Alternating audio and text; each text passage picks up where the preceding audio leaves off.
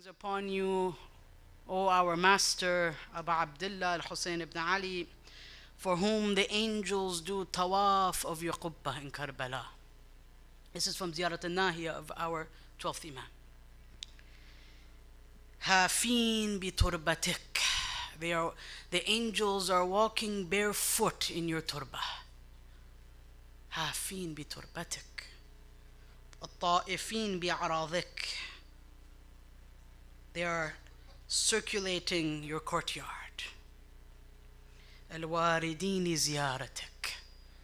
And they have arrived to give their bay'ah and their salam and their greetings to you.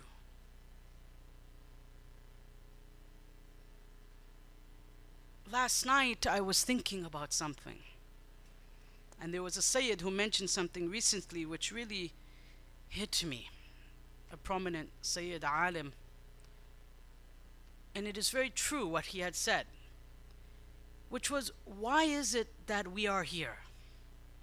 How is it that each and every one of us have ended up in these chairs or sitting here or somewhere in the courtroom, somewhere in this building tonight?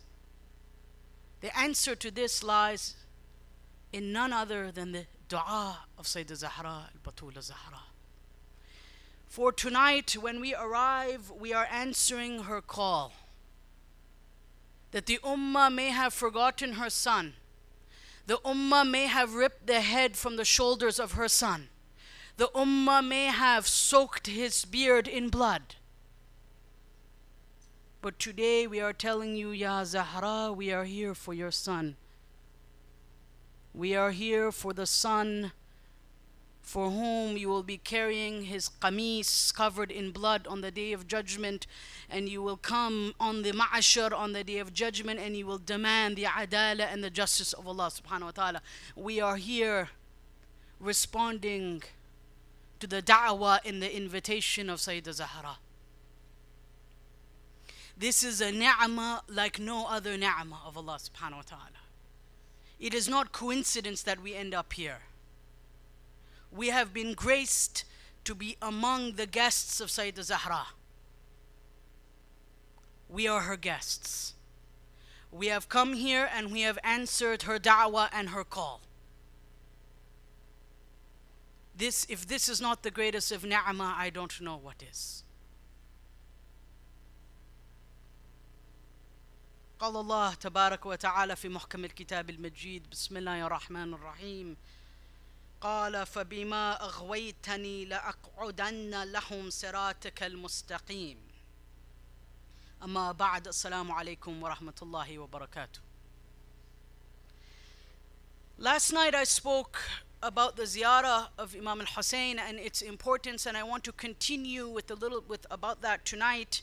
We'll wrap that up tonight, and tomorrow we will begin to move on to the attributes of the ashab of Abu Abdullah and how these attributes relate to us today. Tomorrow we will move on to a new subject, inshallah.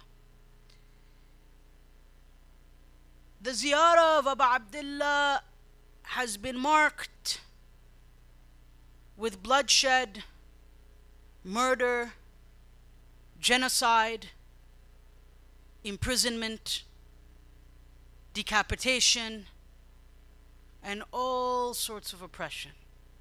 From the very early days, my dear brothers and sisters, a heavy price was paid for responding to the call of Abu Abdullah. A heavy price was paid for saying, Assalamu alayka ya Mawlai, ya Abu Abdullah. Limbs were cut, heads were cut, people were imprisoned, families were killed. For what? For saying Assalamu alayka ya Abu Abdullah. This is not an over-exaggeration. This is the history. My dear brothers and sisters, I'm a specialist in the subject. This is what I specialize in as a historian. There was a genocide from the very beginning, and this genocide continues today. Not much has changed. During the Umayyad period, they would ambush and kill the Zuwar of Imam al-Hussein. For example, the companions of Imam al-Sadiq would tell the Imam, that they would hide out overnight somewhere near the grave, and they would have to leave in middle of the night, for if they're caught, they would be killed on the road. Not much has changed today, has it? Going to the time of Imam Hassan al-Askari alayhi salam, Al-Mutawakkil Mal'oon ordered the destruction of the shrine of Imam al-Hussein. Al-Tabari states in his book of history, this is Al-Tabari, one of the most famous historians of Ahlul Sunnah. These are not from the books of the Shia. Al-Tabari says the following, I'll relate it in Arabic. He says, فيها أمر المتوكل بحتم قبر الحسين ibn Ali. And amongst the things that Mutawakkil did was to completely destroy the grave of Hussein ibn Ali, to obliterate it and to excavate it. Not only that, he tried to excavate it.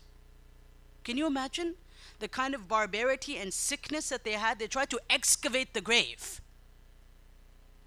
much like they did to Hujr ibn Adi, but this is nothing new. They did this to Abu Abdullah, Hussein ibn Ali.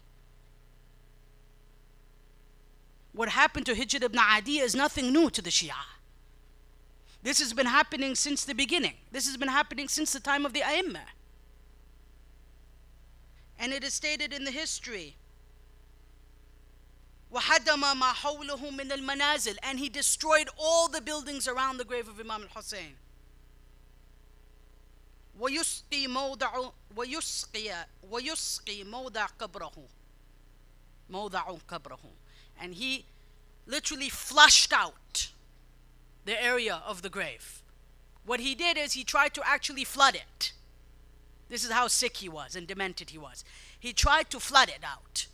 So he arranged a redirection of the water to flood the entire grave out itself. He wasn't only content with destroying the tombstone. He wanted to wipe out the memory of Hussein ibn Ali from the face of this earth. But he was not successful. Why? Because the one who tries to put out the light of Allah subhanahu wa ta'ala will never be successful. These are what it means to be the aada of Ahlul Bayt. My dear brothers and sisters, what we are experiencing today is nothing new. I am sorry to say. It is nothing new. We have been experiencing this for the love of our Imam since the beginning.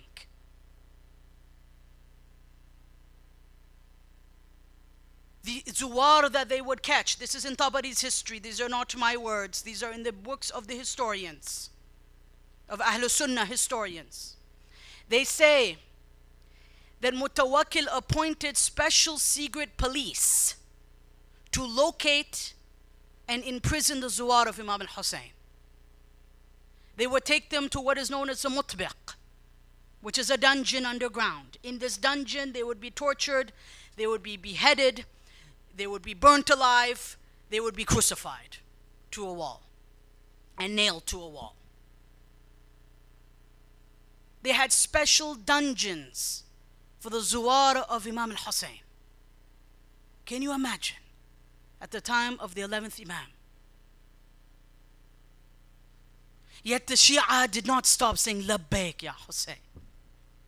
They did not stop saying Assalamu alayka ya Abu Abdullah. They may have been crucified, their throats may have been cut, their tongues may have been pulled out of their mouth, but their lips would quiver with Labbaik ya Hussein. This is a reality. I am not over exaggerating. I am a historian of the subject. This is written in Muslim books and non-Muslim books, Orientalist books and the books written by our ulama. This is a historical fact. And we don't need to sugarcoat it or be sorry about it. Other people have a lot to answer for, yes. The ulama of that time who were radi with what was going on, like Yahya ibn Aktham. Yes. Yes. Those who claim to belong to a certain sect. Were they involved? Are their hands covered in this blood? Yes. There's no denying this. This is a historical reality. The hatred towards the Ahlul Bayt was from a very early period. It never died out with the Abbasids. In fact, some say the Abbasids were worse than the Umayyads. Worse. In the kind of torture and violence that they would perpetrate towards the Shia. Salli ala Muhammad wa ali Muhammad.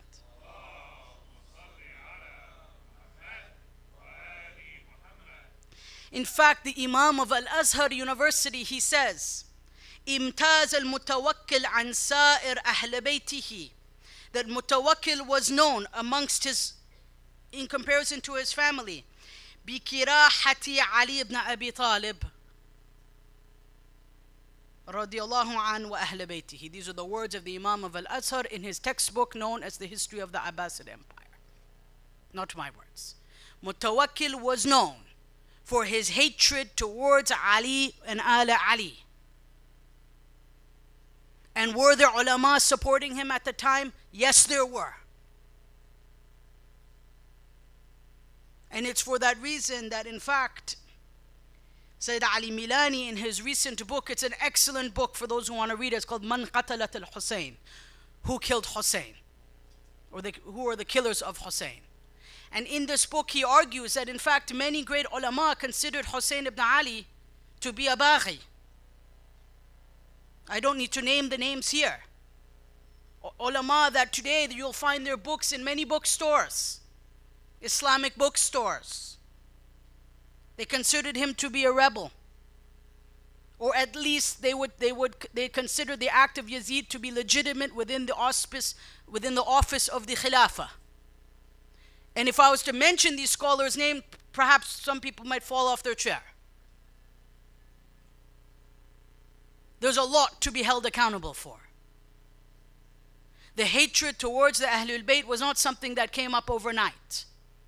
There was a complete, developed propaganda and effort to destroy physically and mentally the Ahlul Bayt and any image of them, and any memory of them, and any ziyarah to them. And today it continues, does it not? What, almost 1,000 a month in Iraq? 1,000 a month almost, at certain points.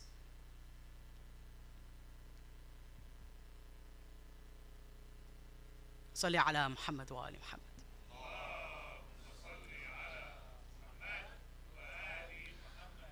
So what were they scared of? I'll tell you what. It had nothing to do with shirk or bid'ah. Because they were already doing the ziyarah of the Prophet. So they can't give you that. They can't give that reason. The ziyarah of the Prophet and the ziyarah of the awliya and things were already going on by this time.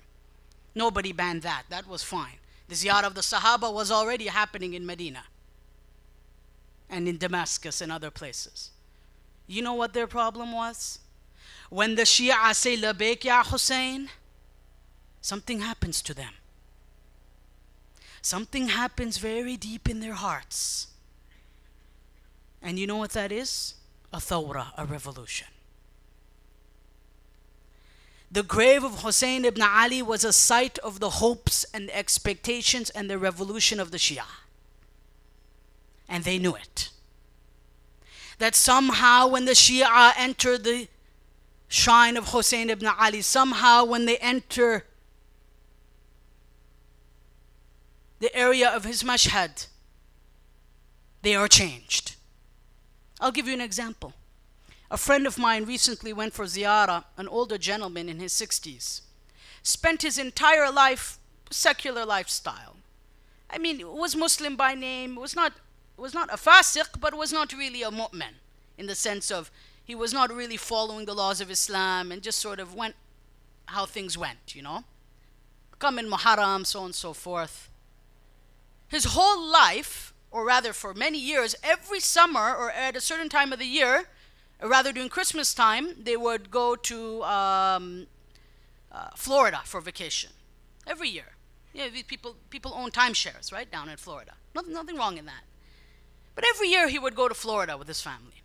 And one year, one of his other friends came to him and said, why don't you come with me for the ziyarah of Abu Abdullah Hussein ibn Ali? He said, I don't know, man, going all the way there. I got my timeshare in Florida. The condo is there. You want me to go for ziyarah? He said, Papa, just come. Come with me.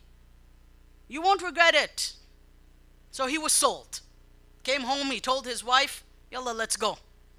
Wife said, okay, Alhamdulillah, timeshare can wait this year.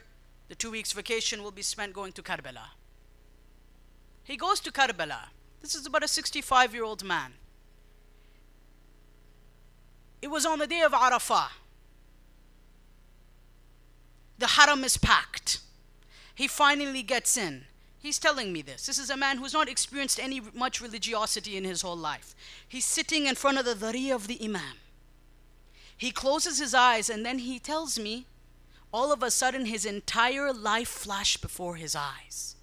Every single dhulm and sin that he committed from the point that he was baligh until 65 years of age flashed before his eyes. It was as if Qiyamah had already come. And he doesn't know how long he was asleep for.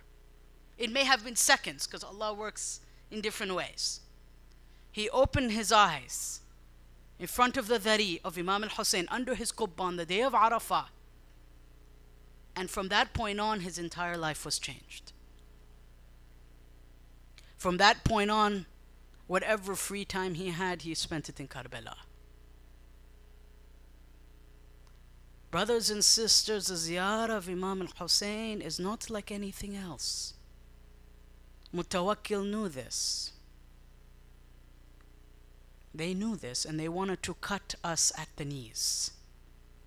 Well, actually, literally, they did cut us at the knees. This is both figuratively and literally. They knew Saddam Hussein, he knew this as well, mal'oon. Why did Saddam Hussein make the ziyarah of Arba'in illegal? Why? Do you think Saddam cared about shirk and bid'ah? This is a man who wrote a Quran in his own blood. It was not a, why? Why did Saddam Hussein mal'oon, make the ziyarah of Arba'in illegal in Iraq? And he would plant secret police all along the way between Najaf and Karbala.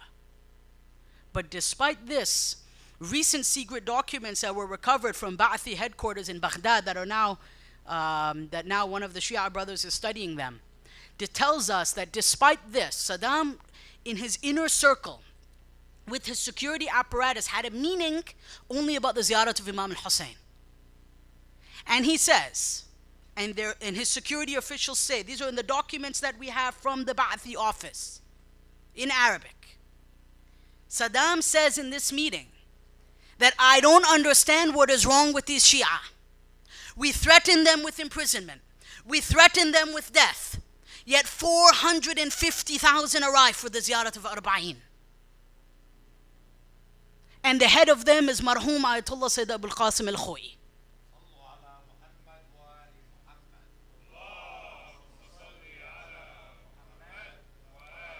Sayyid al-Khoyi put the whole Hawza of Najaf on the line to fulfill the labbaik of Imam al-Hussein.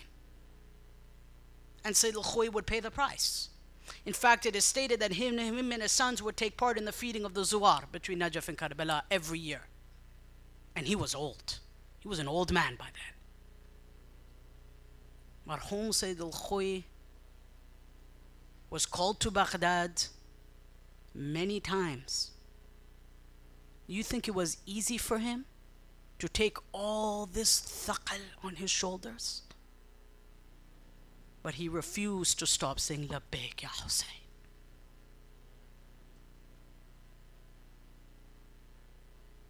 This is his legacy of Sayyid al-Khoyi, rahmatullah alayh. He would feed the Zuwar, and his children would feed the Zuwar of Abu Abdullah. The marja al-alam, imagine.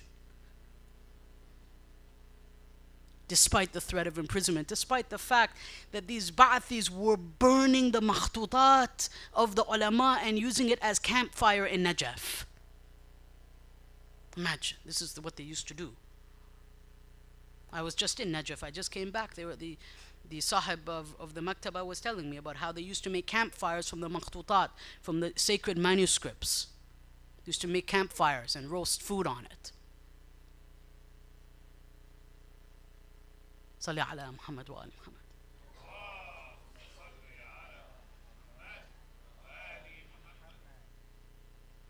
Look at Medina today.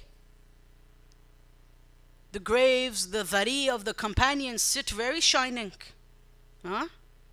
They probably are even dusted every day.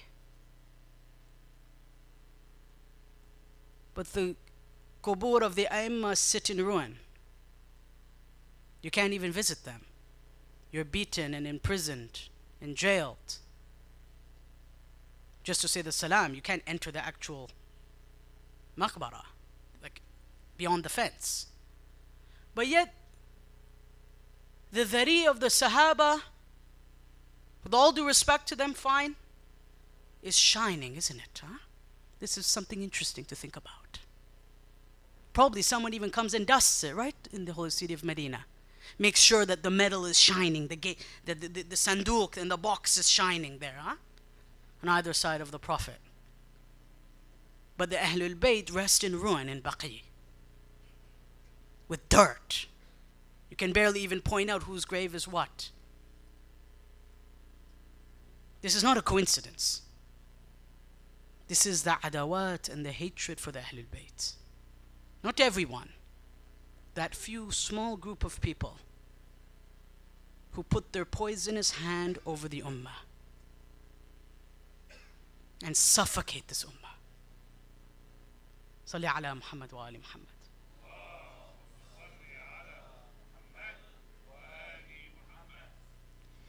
I now want to share with you the dua of Imam al-Sadiq alayhi salam for the zawar of Imam al-Hussein. It is very powerful and it is emotional and it is moving.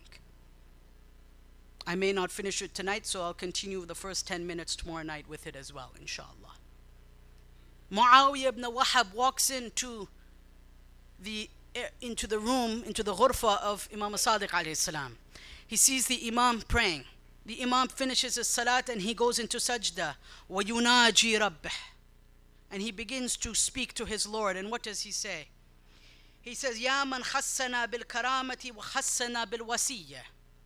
Oh, you are the one who has given us the divine favor and dignity and has given us a successorship to the Holy Prophet. وَوَعَدَنَا الْشَفَاعَ وَعَطَانَا عِلْمَ مَا مَضَى وَمَا بَقَى وَمَا بَقِيَ.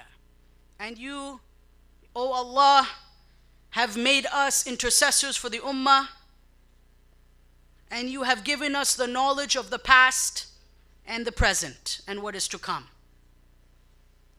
وَجَعَلَ أَفْئِدَةً مِّنَ النَّاسِ تَحْوِي إِلَيْنَا. And you have made the hearts of the people turn to us. This is a dua of Imam al-Sadiq alayhi salam. And of course, this is related to the verse of the Quran, Ibrahim 37, فَجَعَلَ أَفْئِدَةً مِّنَ النَّاسِ تَحْوِي إِلَيْهِمْ. This is related to the verse from Surah Ibrahim, when Nabi Ibrahim made a dua to Allah that the people of Mecca, where he left his family, we know the story. He left them in Mecca, there was no vegetation.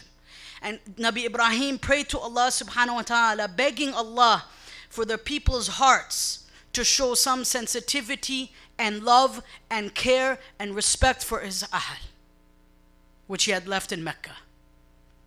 Imam al-Sadiq is saying here that we are the inheritors of Nabi Ibrahim. We are his successors.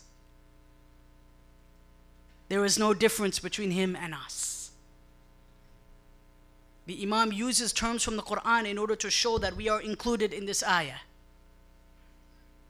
The Imam then says, اغفر لي ولإخواني ولزوار قبر أبي عبد الله الحسين.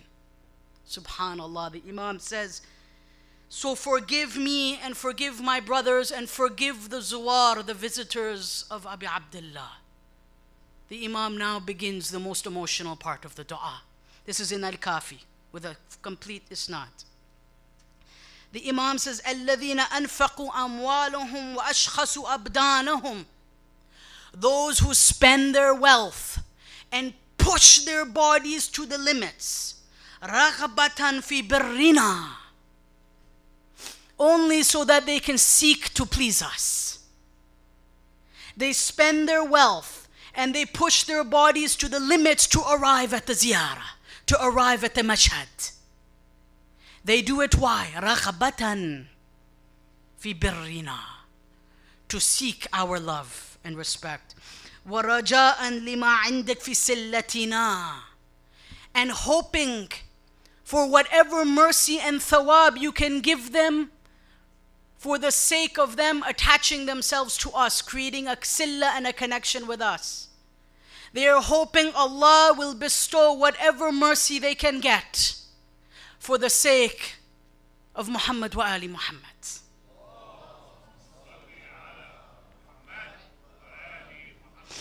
They are ready to conquer the seas and the mountains and the lines of those who wish ill for them, so they can pledge their love and bay'ah lillahi tabaraka wa ta'ala, qurbatan illallah only. They are ready to conquer whatever they need to conquer in order to reach us, the Imam is saying. They do not take no for an answer. These are the Shia of Ahlul Bayt. The Imam is describing the top Shia here. Those who are in the inner circle, the khawas of the Imam. وَسُرُورًا أَدْخَلُوهُ عَلَى نَبِيِّكَ صَلَوَاتُكَ عَلَيْهِ وَآلِهِ. And by this happiness enters the Prophet of Islam. That by the Shia visiting us and visiting my grandfather Imam al-Hussein, happiness enters the heart of our Prophet. وَإِجَابَةً مِّنْهُمْ لِأَمْرِنَا. Why? Because they are responding to our affair. They are responding to our call. They are responding to هَلْ مِن نَاصِرٍ يَنْصُرُنَا. Is there any helper to help us? هَلْ مِن مُغِيثٍ يُغِيثُنَا. That when they arrive at the mashhad of Abu Abdullah in Karbala, they are saying that I may have not been there on the 10th of Muharram, but today I am here. Accept whatever little I have now to offer you. And I have come to you with a clean heart. I have come to you with sincere tears. I have come to you from far away. I have come to you by spending my wealth.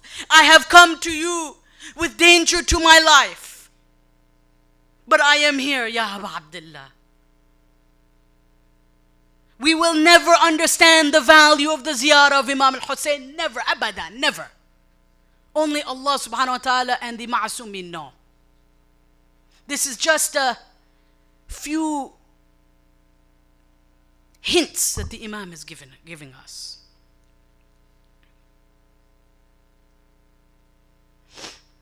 وَغَيْظًا أَدْخُلُوهُ عَلَى عَدُوِّنَا. And when they arrive at the ziyarah of Imam al-Hussein, anger enters the hearts of our enemies. أَرَادُوا بِذَلِكَ الرِّضَاكَ. But Ya Allah, you shall know that they have only wanted your happiness. They are only seeking your rida. And because they are seeking your rida, they have arrived at the mashhad of Imam al-Hussein. And because they have arrived at the mashhad of Imam al-Hussein, anger has entered the hearts of our enemies. Brothers and sisters, this is from the time of Imam al-Sadiq alayhi salam. We shall not be surprised about what happens today. فَكَافِيهِمْ عَنَّ بِالرِّضْوَانِ وَأْكَلَاهُمْ بِاللَّيْلِ وَالنَّهَارِ. But when our Shia do this, he says, grant them with your ridwan, with your satisfaction. Cover them and protect them in the night and the day as they come to you. These are the Shia that travel a long way to reach their Imam. The Imam is praying for every khatwa, every step of theirs. Can you imagine? The Imam is praying for every step of theirs towards the mashhad of Imam al-Hussein. Protect them, the Zuwar of Hussein, from every stubborn tyrant, from every shayateen min al-jinni wal-ins. Yes, the shayateen from amongst the human beings and the jinn stand on the way to Abu Abdullah.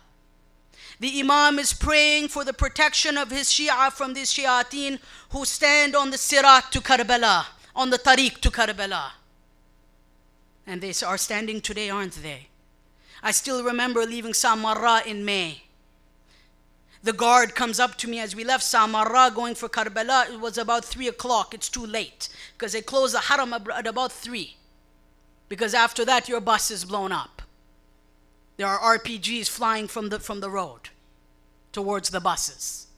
And we recited this dua on the bus as we were driving on the highway from Samarra to Karbala as night was falling.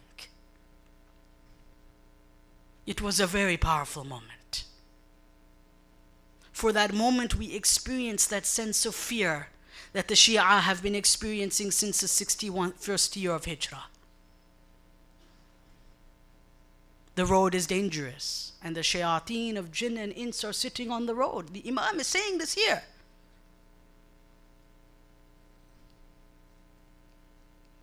Oh Allah, give them the best of whatever they hope of your reward. That they only come to you, they only come to my grandfather Abu Abdullah seeking the thawab from Allah subhanahu wa ta'ala only. Their niyyah is to seek the rida of Allah faqat. This is the peak of La ilaha illallah. The peak. Listen to how La ilaha illallah is a part of everything. Look at the Imam is saying they're seeking your rida, they're seeking your thawab, they are seeking your happiness. وَأْتِهِمْ أَفْضَلَ مَا أَمَّلُوا مِنْكَ فِي غُرْبَتِهِمْ عَنْ عُتَانِهِمْ. Oh Allah, give them the best of what they hope in light of the fact that they are estranged from their homelands. They are very far away from home as they come to the Imam. And grant them the best reward. And grant their children the best reward. The Imam now begins a dua for the children and the families of the Zuwar of Imam al-Hussein who are left at home. Why? Because they may never see their parents again. They may never see their family again. But the Imam here is saying that I shall take care of them now. That you have left to see my grandfather, your family is in my hands. I am caring for them. Can you imagine? This is a wa'ad. These are the promises of the Imam. Allahumma inna a'da'ana abu alayhim khurujahum. Oh Allah, the enemies lie in wait to ambush them as they depart to meet us. فَلَمْ يَنْحَحَهُمْ ذَلِكَ عَنَ الشُّخُوصِ إِلَيْنَا. But this does not prevent them from struggling to reach us. Your enemies lie on the tariq to Karbala. They lie in ambush just as they do now with RPGs. Isn't that what they do? Right? They don't stand out in the open. They'll go from far and they'll fire an RPG, a rocket-propelled grenade towards the bus of the Zuwar. But this does not prevent my Shia from reaching. Al-Shukhus, meaning that they put effort, it's a very profound amount of effort to reach the Mashhad. It is not an easy journey, it is not a vacation. There will be bala and there will be tests all along the road. Because this is the destiny and the determination of Allah subhanahu wa ta'ala. Salli ala Muhammad wa ali Muhammad.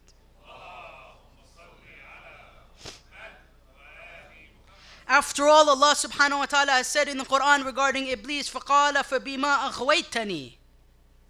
Because you have, Iblis is speaking to Allah, telling him, because you have thrown me away, لَأَقْعُدَنَّ لَهُمْ صِرَاطِكَ الْمُسْتَقِيمِ. That I shall stand on your straight path. This is none other but the path of Muhammad wa ali Muhammad.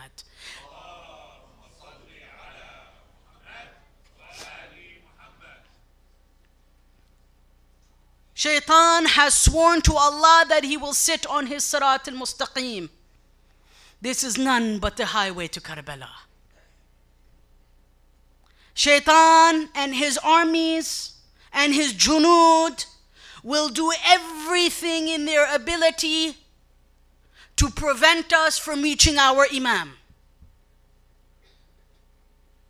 But as the Imam says, this has not stopped my Shia.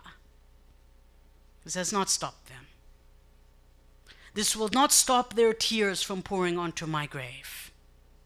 This will not stop them from raising their hands under the kubbah of my grandfather. This is the courage of the Shia. Salli ala Muhammad wa ali Muhammad.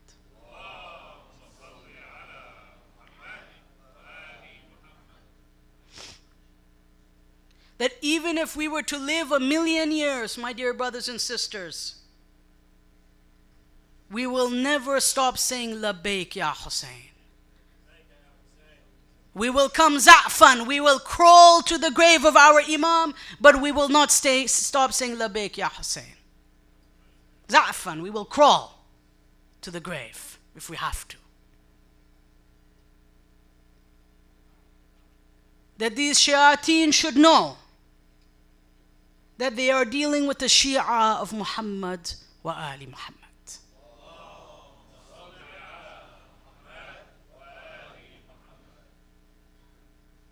The Imam then says, فَرْحَمْ تِلْكَ الْوُجُوحِ الَّتِي قَدْ غَيَّرَتْهَا الشَّمْسِ. Have mercy on those faces which are changed and altered because they are under the sun as they come for the ziyarah. وَرْحَمْ تِلْكَ الْخُدُودِ الَّتِي تَقَبَّلَتْ عَلَى حُفْرَةِ أَبِي عَبْدِ اللَّهِ. Have mercy on those cheeks of which both sides touched the grave of Imam al-Hussein. Subhanallah, each cheek is infused with the rahmah of Allah subhanahu wa ta'ala. Each cheek touches the rahmah of Allah as it touches the grave of the Imam. وَارْحَمْ تِلْكَ الْأَعْيُنَ الَّتِي جَرَّتْ دُمُوعُهَا رَحْمَةً لَنَا. Oh Allah, have mercy on those eyes that shed tears. Why? رَحْمَةً لَنَا. Imagine, the Imam here is thanking us for our rahmah towards them. Can you imagine? Rahmatan lana. Because of our mercy for them. Can you imagine this maqam? None of us could ever really speak in this way to the Imam. But the Imam is addressing us in this way. He's addressing Allah, describing the maqam and the status of the zuwar of his grandfather. And he's saying, have mercy on every tear that they drop. وَرَحَمْ تِلْقَ الْقُلُوبِ الَّتِي جَزِعَتْ وَاحْتَرَقَتْ لَنَا. Have mercy on the hearts which are in a state of overwhelming grief for us. Have mercy on these hearts. For these hearts, احترقت لنا. صلي على محمد وآل محمد.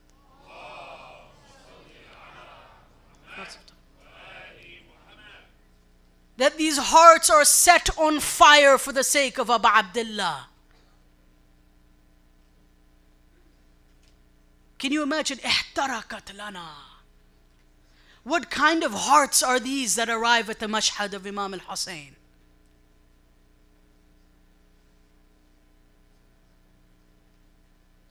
It is these hearts that come to the Imam to console him at the severed hands of his brother Abi Fadl al-Abbas.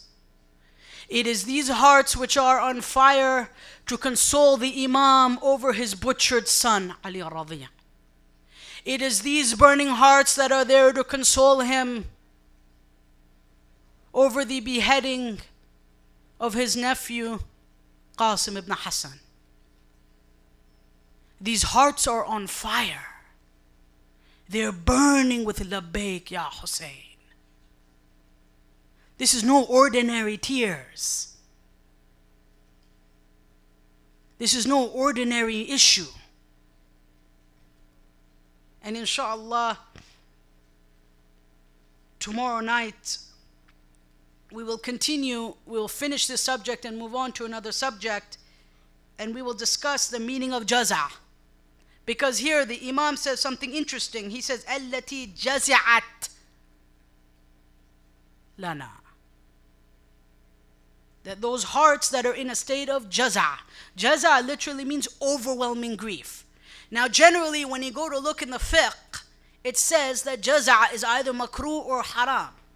So how can we justify having jaza' for Imam al-Hussein? This is a very important question. Why? Because this is precisely where the Shia are being attacked. And tomorrow night, because I don't want to use such short time to explain this, because it's very important to understand this. Tomorrow night I'll finish an explanation about this issue. But our hypothesis is that it is not only accepted, but it's mustahab for the imam. And there are two very important reasons for that, and inshallah we will discuss those reasons tomorrow night. I'd like to end with some very powerful words from the imam of our time, where he says in his ziyarah, he says in his ziyarah nahiya, he says, وَلَمْ أَكُنْ لِمَنْ حَارَبَكَ مُحَارِبًا. He says that I was not there to fight those who were fighting you. وَلِمَنْ نَسَبَ لَكَ الْعَدَوَاتَ مُنَاسِبًا. Nor was I there to confront those who had enmity and hatred towards you on the day of Ashura. فَلَأَنْدُبَنَّكَ صَبَاحًا وَمَسَاءً. But I shall now weep for you night and day. وَلَأَبْكِيَنَّ لَكَ بَدَلَ الدُّمُوعِ دَمًا. But I shall cry for you in such a way that my tears shall turn into tears of blood for the rest of my life. For the rest of my life on this earth, the Imam finishes by saying, for the rest of my life on this earth, I shall cry in this way for you. Every day is Ashura for the Imam of our time. Every single day.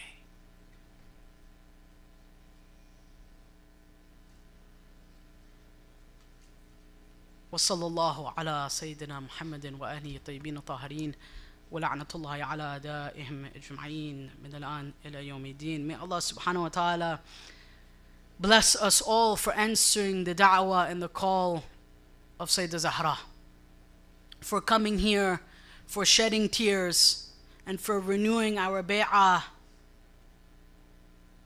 to the Lady of Light and the Lady of the Worlds. The one who, wallah, she will collect every single tear of ours. Every single tear will be collected by her. She will take account for every single beating heart in this room.